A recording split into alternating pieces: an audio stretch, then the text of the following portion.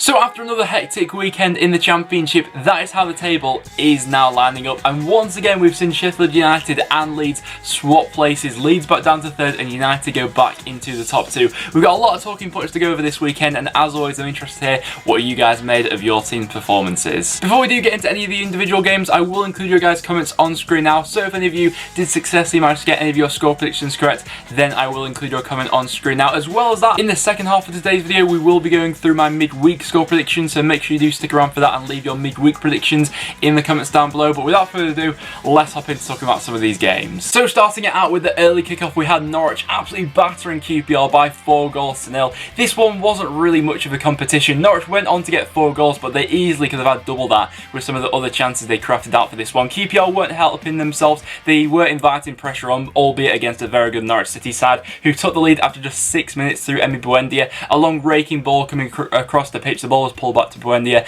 and a nice tidy finish from him. Steepman got the second after just 12 minutes. Joe Lumley probably could have done a little bit better with that one. He got a hand to it, but couldn't keep it out of his net. And in that first half, Norwich had a flurry of chances. Arnold Hernandez had a couple he could have got on the score sheet. Eventually, Timu Pukki made it 3-0 before half-time. And going into the second half, it was then just about damage control from this QPR side. Eventually, Pukki got his second of the game. The only downside for Norwich was that Buendia did see a straight red card for what was quite a reckless challenge. He'll now miss the next few games for Norwich, which won't be helped. But looking at Norwich's running from now until the end of the season, it is looking very favourable. They're now 8 points clear of Leeds in third, and you'd think that this game pretty much all but goes to confirm their promotion. I'd be incredibly surprised if Norwich don't hold on to it from here. And then out of nowhere, we have Birmingham beating Leeds by 1-0. Leeds at the moment, this season in general, just have a bit of a tendency to go up against a side who's on a really torrid run of form, and that just flips on its head. We saw it against QPR, against Stoke as well, and now against Birmingham, with Che Adams scoring the only goal of the game. It has to be said, Leeds had some brilliant chances to get back into this game. Patrick Bamford had one day that he will not want to remember. He had one brilliant chance from point blank range in the first half where he hit the post. In the second half, he had one pull back from Dallas which he put over the bar, and another quite easy free header which he couldn't get past Lee Camp. Che Adams had a nice finish from the edge of the box. In the second half, they continued to create some problems for that Leeds defence, with Kiko Casilla having to make two decent saves with his feet against both Che Adams and Djukovic. But you do feel as if Leeds have missed quite a big opportunity for that game. Interestingly enough, Leeds' next game is against Preston, who Sheffield United have just played, and United's next game is against Birmingham. So it'll be very interesting to see how both those sides do against who they played this weekend. In terms of Birmingham, it was a big 3 points from them to get back to winning ways after they went on quite a dodgy run of form lately. Cherm's getting back on the score sheet as well, and this result should all but confirm their Championship status next season. And then we had Stoke beating Blackburn Rovers by 1-0. Finally, in a Stoke game, we have seen a goal being scored at long last. Etebo getting on the score sheet for this one, and it was a well-taken goal from the midfielder as well. Tomin setting him up on the edge of the box, and an absolute smashing finish into the near post of David Ray. He stood no chance from that one,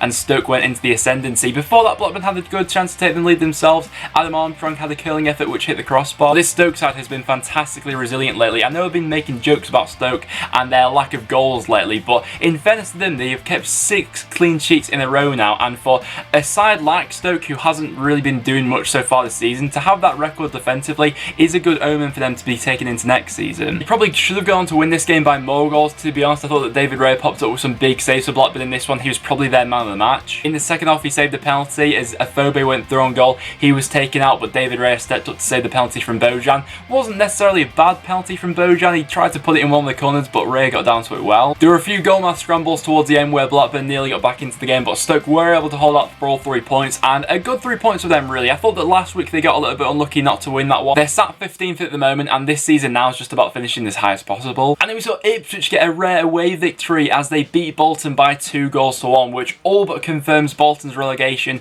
to League One next season, in my opinion at least. I think that if Bolton did win this game, that would have just about given them maybe a slimmer of hope for the rest of the season, which just keeps them up with the chasing pack. But with Ipswich walking away with all 3 from this one, it doesn't look like it'll be the case anymore. Bolton, I felt like, really let down their fans for this one. The performance level, especially in the first half, Ipswich were walking all over them, and with both clubs looking like they're going to be going down this season, it's incredible to see the contrast between the two. Ipswich are going down with a plan with a bit more of a feel-good factor around Paul Lambert, more organisation and people thinking towards the future. The complete opposite is what's going on at Bolton at the moment, and for this one it was Colin Kwan who got on the score sheet for Ipswich, scoring both goals in the first half. The first one coming from a nice headed goal from him. The second one, I'm not sure what the ball Bolton defenders were doing really. He got the ball on the edge of the box and there was about 5 players there who just stood there like statues, allowed him to turn, get the shot away, and it went in off the post to give Ipswich a 2-goal lead going into half time. In the second half, Ipswich could sit on that a little bit. Bolton edged forward a little bit more. Eventually they got a goal back in the 94th minute. It was sort of a floated cross which came in. Bilkowski couldn't hold on to it and the ball eventually came off Emmanuel and ended up going in for Bolton. But even so, it was quite an embarrassing performance from Bolton. After everything that had gone on, I thought that maybe the players at least might still want to fight for this, but it's not looking like it'll be the case anymore. A good 3 points for Ipswich on the road. Bolton, it's a sorry situation for them. But then we had an absolute stormer of a game between Brentford and Derby, ending as a 3-3 draw. Brentford coming back 3 times in this game to level it up. What a competition it was. Now, Brentford lately have been going on a bit of a goal drought. Their last 3 games, they have failed to score, but they came back in this one. And speaking of a goal drought, Harry Wilson lately for Derby hasn't quite been firing on all cylinders, but he gave Derby the lead with a well-calculated finish into the bottom corner. Derby's lead only lasted for 10 minutes though, as Gene Vere managed to level things up for Brentford after a Ben Rama corner had been swung in. Jaden Bogle then put the advantage back in Derby's hand with a fantastic mazy run from right back, jinxing in and out of a couple players and a fantastic finish to suit as well. However, this time Derby's lead only lasted for 5 minutes as Neil Maupay managed to level things up for Brentford. Although after that, once again, Harry Wilson was on call for Derby to give them a 3-2 lead after a nice finish with his left foot cutting inside from the right hand side. But after that, Ben Rama was there to level things up for Brentford and make it 3-3. Both sides had chances to win this game. If thinking back to it, Derby hit the post before they got their third, and Ollie Watkins had a very good chance for Brentford, which he couldn't convert after Roos had fumbled across coming into the box. But ending as a 3-3 draw, not the worst result in the world. It will hurt Derby a little bit more not to pick up all 3 points, but the result leaves them 7th, 2 points off the playoffs now. And then we have Bristol City drawing 2-2 against Wigan Athletic. Now, going into this weekend, I thought it was a bit of a banker that Bristol City would walk away with all 3 points from this one. Despite Wigan's performances being quite good of late, they can be a little bit inconsistent away, and with some of the results that Bristol City have picked up lately, I thought they'd absolutely roll over Wigan in this one, but that was not the case. Wigan took the lead on the 37th minute with an absolute wonder strike from Reece James, about 30-35 yards out, picks out the top corner, absolutely superb. I still think there's quite a lot of people that don't realise just how good this guy is. Whether he's playing in midfield or at the back, he's got absolutely everything in his locker. In the second half, Lee Johnson looked to make some tactical changes and they looked to have paid off. Matty Taylor first of all getting on the score sheet after being well picked out, and then after a slip at the back from Wigan, Casey Palmer raced through to make it 2-1 to the home side. And then going into the final stages of this game, it was looking like Bristol City had wrapped up all 3 points, and that would have been quite harsh on Wigan really, considering how they played in this game. But in the 93rd minute, Wigan managed to level things up. It was Leon Clark with the original shot that could only be parried by the keeper, and eventually I think it was Pilkington who has been credited with the goal, got the final touch and made it 2-2. It was no more than Wigan deserved from their performance from this game, and although a point doesn't really do either side massive favours, it keeps Wigan within the boundaries of the relegation zone and does bring Bristol City down to 6th in the table. Both remain unbeaten for another week, and it's not the worst point in the world. And then we had Hull beating Reading by 3-1. This result really sucks Reading right back down into it. They're now just above the relegation zone by 1 point. Despite taking the lead in this game with an absolute thumping effort from Lewis Baker from outside the box with his left foot, the goalkeeper didn't even bother moving. It was brilliant technique. They had another good chance before half time as they hit the crossbar, but they went into half time with that 1-goal lead. But Hull really came back rampant in that second half, and one ridiculously underrated player in the Championship has to be Grosicki. If he scored one more goal now, he'll be in double figures for both goals and assists this season, which is a fantastic achievement. He's currently on 9 goals and 11 assists. He got Hull back into this game with a very tidy finish, and he was central to all of Hull's good movements going forward. He slipped Fraser Campbell in the second half, who just couldn't quite finish his chance. Him and Bowen were linking up well. Eventually Hull did get their second in the game. Mark Pugh scored after some nice passing combinations, and then eventually Grosicki sealed the game with a nice finish at the goalkeeper's near post on the 77th minute. Reading did have some other chances in that first half, a couple occasions where Hull were looking a little bit sloppy at the back. Moby Barrow had a very good one-on-one, but it just goes to show that no side near the bottom of the table can get too ahead of themselves. You know, it just takes one result like this to really go ahead and drag you back down into it. So the bottom at the moment is looking ridiculously tight for Reading. And the result which has put Reading under pressure is Millwall managing to beat West Brom by 2-1. Now the bottom of the table, everyone down there apart from maybe Wigan, who are unbeaten in their last 3, no one's really putting together a sort of consistent run of form at the moment, but that's probably due to the fact that everyone's playing everyone around each other at this point in time, and it's going to be really hard to predict who does go down in that final relegation spot at the end of it. But a big 3 points for Millwall this weekend, considering some of the other results which have gone on around him. Ryan Tunnicliffe gave them the lead after 30 minutes. Quite a rifling, long-ranging shot. Sam Johnson probably should have done a little bit better with it, but nevertheless, Millwall had a deserved lead in this one. And for the majority of the game, they were able to hold this West Brom attack at quite arm's length, actually. There weren't really that many threatening opportunities. Their best chance came from the penalty spot, and on another day, Jay Rodriguez is of course going to score that. He put this one horribly wide, and that sort of summed up West Brom's afternoon. After that, we had Hegazi scoring an own goal after Thompson had pulled the ball back across goal, and then to make Hegazi's day even worse, he was sent off on the 80th minute after a second yellow card. In all circumstances, I think it's quite a disappointing result for West Brom, given the fact that a win in this game would have taken them to just 3 points off Leeds, when a couple of weeks ago that didn't look like it could be the case. But they're now 6 points away from them, and it's looking like it probably will be that 4th position for West Brom for the end of the season now. And then we had Sheff Utd beating Preston by 1-0. A big 3 points for United to come through this one, as Preston have been on a decent unbeaten run at Deepdale lately, but that's now back-to-back defeats for Preston in the league, and I think that this result now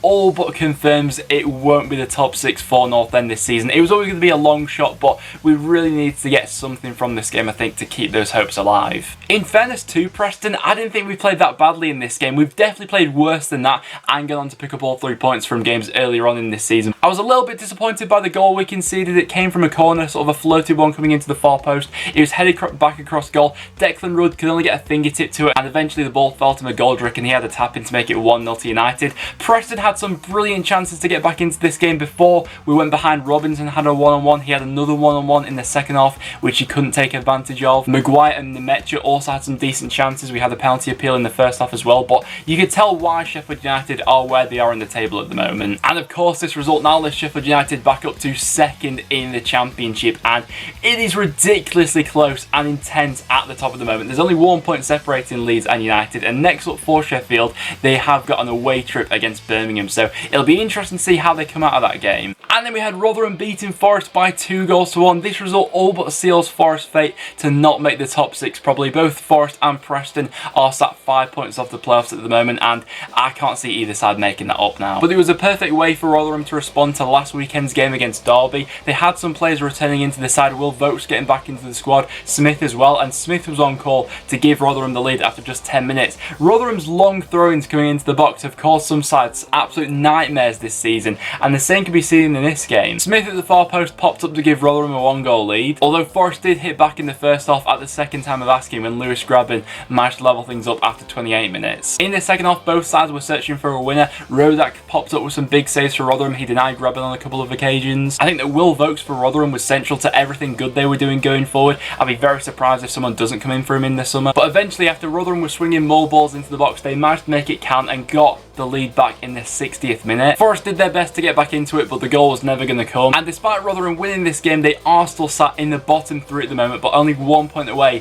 from both Reading and Millwall. And what could turn out to be a very decisive game this season was Aston Villa beating Sheffield Wednesday by 3-1. There is nothing that is getting in the way of Villa and the top 6 this season, it would seem. They've gone up against a very good side in Sheffield Wednesday on a very good run under their former manager Steve Bruce. They took the lead as well through Gary Hooper after he'd been slipped in from George Boyd. Villa levelled things up with John McGinn getting on the score sheet. However, probably the decisive point of this game was when Sheffield Wednesday were awarded a penalty. Fletcher stepped up to take it, and in all honesty, it wasn't the best. It sort of lacked conviction. It was at a decent height for the goalkeeper. It was well saved, and at that point, Villa's tails went up. And it is little moments like that which are very decisive in the top 6 hunt this season. You know, if Wednesday score that penalty, they probably go on to win this game, and that keeps them within the shot of the top 6. Despite that, they've gone down to 12th now, and Aston Villa come out of nowhere to score 2 goals in injury time. The first one coming from Albert Adoma after Jonathan Kodji's original shot from the edge of the box